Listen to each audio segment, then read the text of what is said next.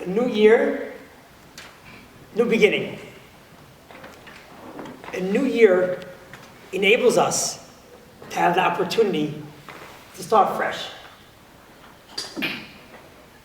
To look again at our relationships, our interpersonal relationships, spouses, friends, and our relationship with God. And to start again. Forget about the past and start new. You know, it's interesting. There is no mention in the prayers of Rosh Hashanah about sin. Not at all. And one of the reasons might be because we're completely focused on the present, on becoming better people. We're not interested in the past. The past is done. We're starting fresh. We're starting new. There's one place that maybe mentions the idea of chet, of sin on Rosh Hashanah. That's in the prayer of when we open the Aron Kodesh, right before we take out the Torah. Avinu Malkeinu, our Father, our ruler, we have sinned before you. It would seem that there we're mentioning sin. But the truth is that, according to some opinions, you're supposed to omit that sentence. You don't say it at all. Even according to those opinions that you do say it, it doesn't mean that we sinned. It means that our forefathers sinned. They were idol worshippers. They sinned. But we have only one king. We have King Hashem. And therefore, please help us. So there's no mention at all about us sinning. We're starting fresh. Forget about the past. A chance for a new start. And that, of course, is amazing. We all sometimes just need to press the restart button and just start again. But one of the problems with starting again is usually when you come to a new start, we have the New Year's resolutions. You want to try to start and become better. And we have a list of things that we try to do. And as we get older, when we come back and we revisit those New Year's resolutions, it seems like the list is the same as it was last year. We weren't able to cross anything off. So we get a little depressed, shall we say? Like, what happened? We sincerely wanted to be better people and try to make some improvement. And we made some, we tried, we thought about certain ideas, and we wanted to try to implement that. And we come back next year or another year, and it seems like nothing changed. What do we do? How do we solve this problem? It's a mystery. Does it mean that on Rosh Hashanah we weren't serious about trying to become better people? I don't believe it. I think we're pretty serious on Rosh Hashanah. We say to God, we want to try to be a little bit better. What happened? How do we solve this problem?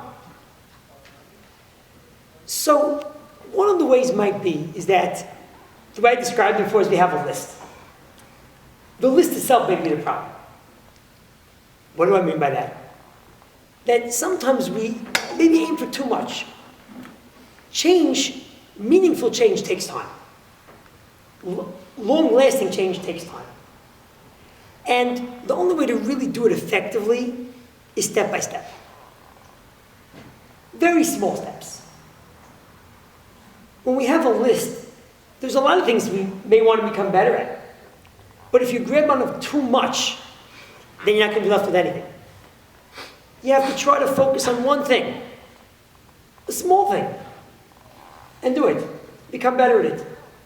Whether it's the way we treat a coworker, whether it's the way we talk to our spouse. I'm just throwing out 2 examples, and there are many others. A small thing. And part of the problem might be is we don't see us when we make that small step. We don't think that's a big deal. Come on, what did I do already? That's our mistake. That's a mistake. Because every small thing that you do makes a very, very big difference. We don't attach enough importance and value to the small improvements that we make. If we did, then it would be easier to take on something small, to make a small adjustment, and be very happy and very proud of it. And we'll focus on it, because we know we're making a very meaningful and important change. Even though in our eyes it might be very small, but it's not small at all. I want to just end and give you an example of something that this actually is not small, but where you do something and you don't realize the consequences of what you do. I read a story recently about someone a young secular Israeli who had a picture in the house of an old grandfather with a white, long beard. And he asked his mother, "Who is this?" He said, "This was your grandfather who was a rabbi in Europe. And during the war, during World War II, it was ready toward the end of the war. The Nazi officer told them, he said, the war is about to end. You can already see the dust in the distance. And we know we're going to lose. We want to kill you Jews anyway.